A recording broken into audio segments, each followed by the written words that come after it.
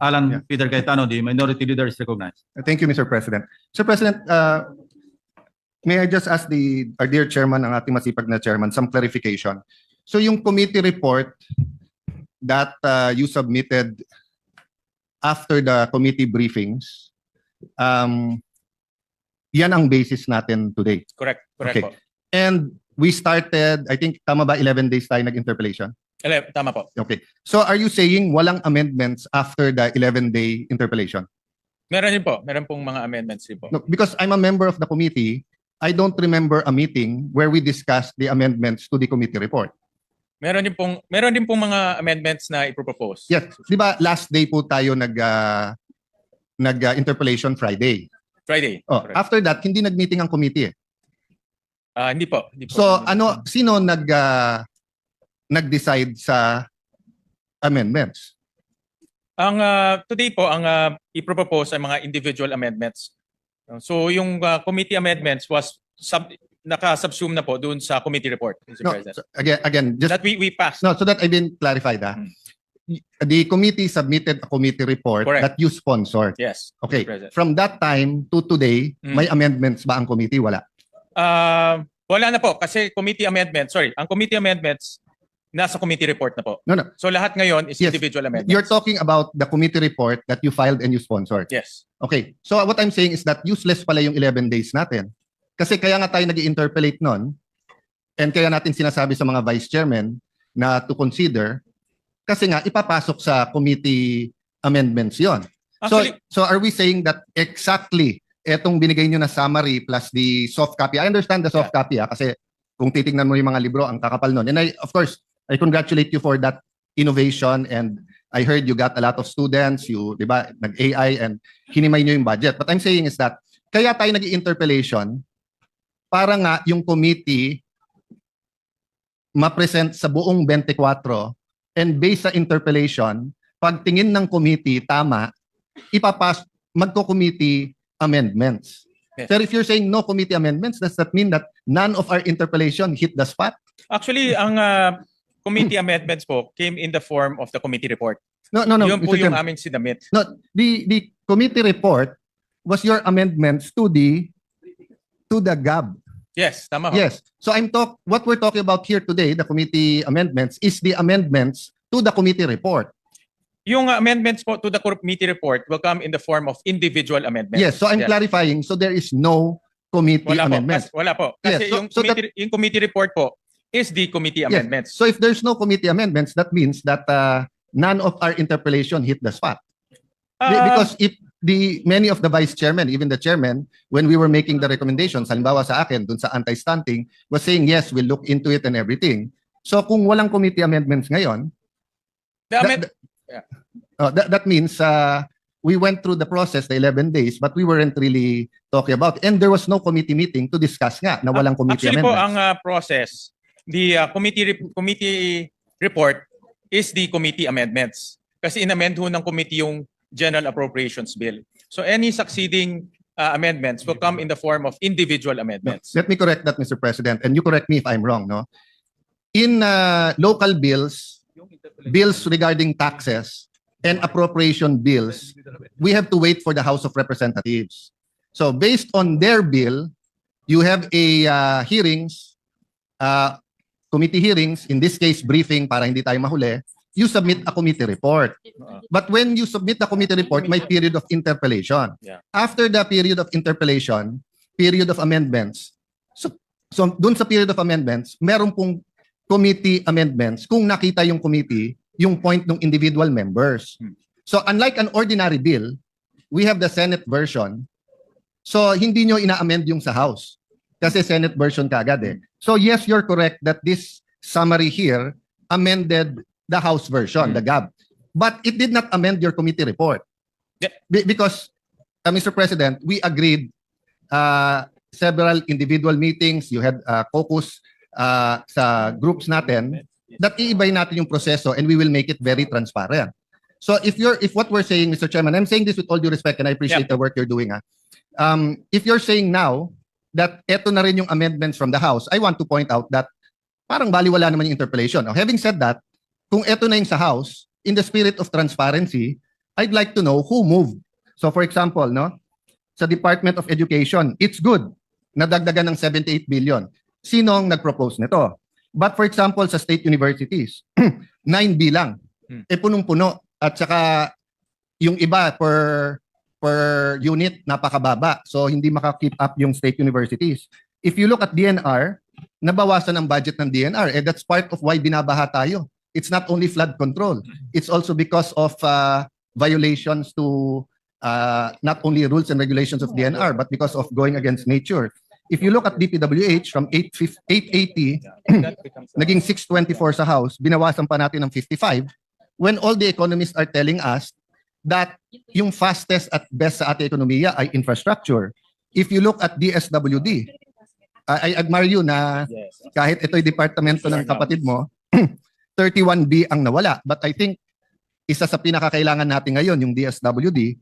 So I can go on and on, Mr. President. But if we're going to say full transparency at eto na yung committee work, wouldn't it be fair that malaman natin? Kasi like ako, ni isa dito, wala akong amendment.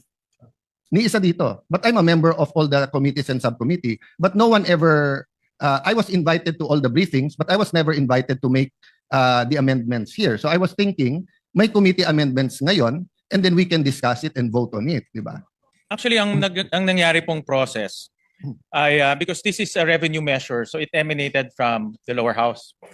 At nagkaroon ho tayo ng mga budget briefings, and then nagpadala ho tayo ng notice to everyone in writing that a technical working group will be formed.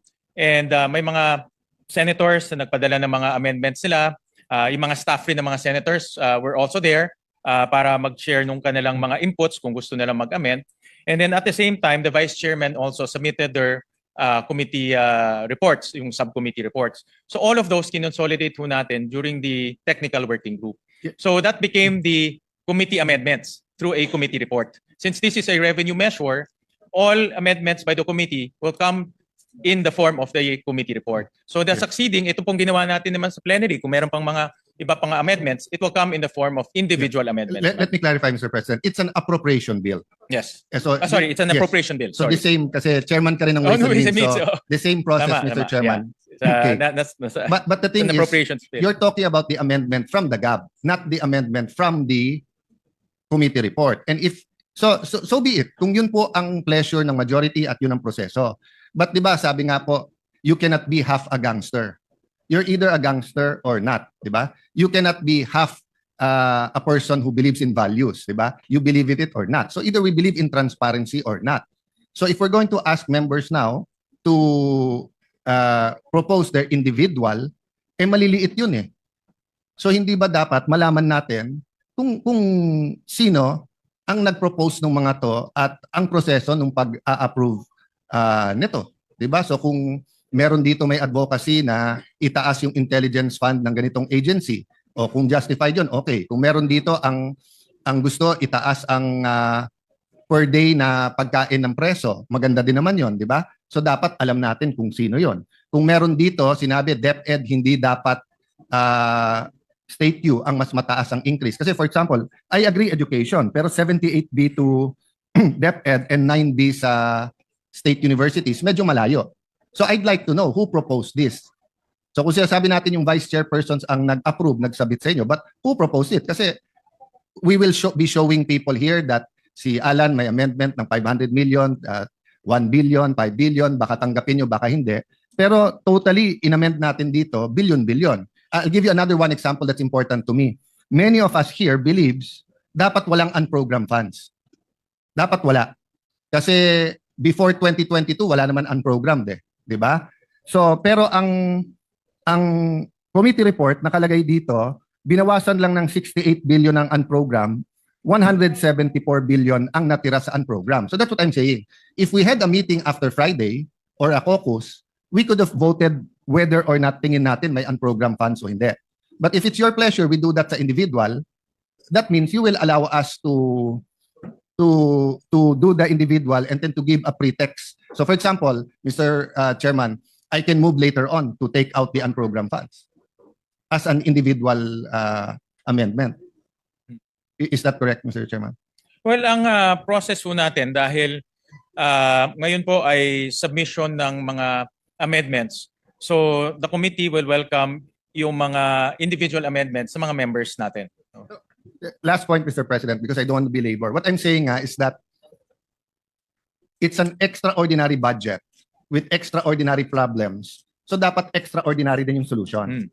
So ang problema, ipapakita natin sa tao yung maliliit natin amendments at kung sino nagpro-propose nito at kung tatanggapin o hindi. Pero yung kalalaking amendments, hindi nating i-reveal sa tao kung sino ang nag-propose. Actually ho, yung technical working group, doon ho natin pinag-usapan itong mga amendments. Inipon-ipon ho namin yung mga amendments, inipon-ipon ho namin mga recommendations. Marami ho tayong mga senador na nagpadala po ng kanilang mga recommendations. So doon namin inipon-ipon po yung mga amendments. And that's not a problem, Mr. President, if the committee met afterwards for the committee amendments. Kasi even if you look at the rules, amendment comes after the debate is closed.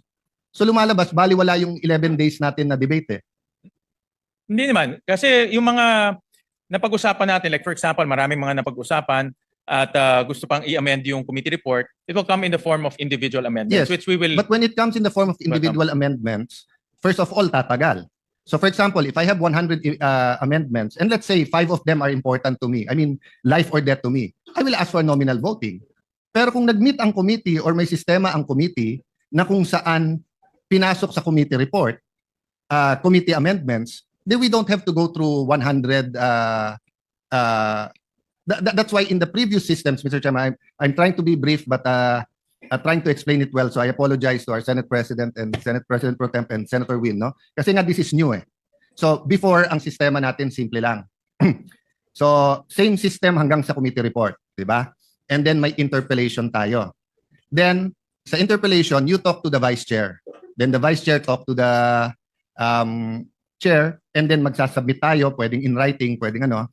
And then before mag-individual, papasok na natin kung ano sabihin yung committee. Pero hindi issue nun masyado yung transparency. Of course, to be fair kay Senator Lacson, ever since consistent siya. Nung meron pang pork barrel, tatanggalin niya yung isang para sa 24. Kapag may amendments na infra and he thinks it's pork barrel, he'll ask a question. So that's given. And some of us have similar advocacies sa mga binabantayan, di ba? Maglalagay ka dito, hindi dapat. Okay. But in general, yung proseso natin allowed our participation at every point in time and then through the leaders. But ngayon, hindi. Kasi ngayon, I'm not saying it's a bad budget, but ngayon, we're basically passing exactly the same committee report before the debates, despite many, many good points sa debate. And then, walang committee amendments. So, papasok na. So, you will have to excuse us if many of us have dozens of individual. Kasi nung araw, because may give and take na doon sa vice chairman at sa chairman, yung mga institutional changes na pag-uusapan yan, whether caucus, meeting, or dito. Ngayon, hindi. Actually ho, dahil nagpadala ho kami ng official letter for a technical working group, the intention was really to lahat ng mga amendments doon na mapag-usapan. Para pagdating ho ng committee report, nandun na yung mga proposals ng ating mga senators. At this was not limited to the vice chairman. Lahat in-invite Yes, ho natin. Mr. Chairman, but that was before the committee report and before the 11-day debates. Di ba? So after the 11-day debate, imposible naman na walang magandang punto. Yes, marami po. Maraming magandang punto pero hindi nagre-reflect sa budget. Dito na ho papasok pag-present ng mga senators natin.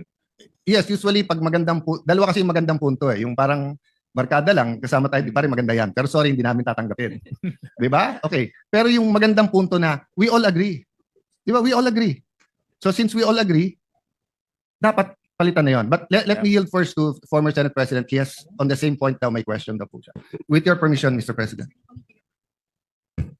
Before I recognize Senator Scudero, the distinguished minority there may have a valid issue, no? Except that the proposition that the 11-day period of interpellations will not serve its purpose is wrong, because the basis for our individual amendments precisely are our interpellations. Thank you.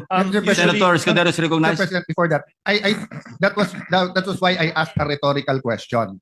Kasi kung individual lang, we could have gone straight. But that 11-day period, in my view, was to convince the other members na, may consensus tayo dito. And I was hoping, pag may consensus on certain points, yung committee mag-amend. Why, Mr. President? Correct. Kasi pag yung committee nag-amend, malamang hindi matalo yon.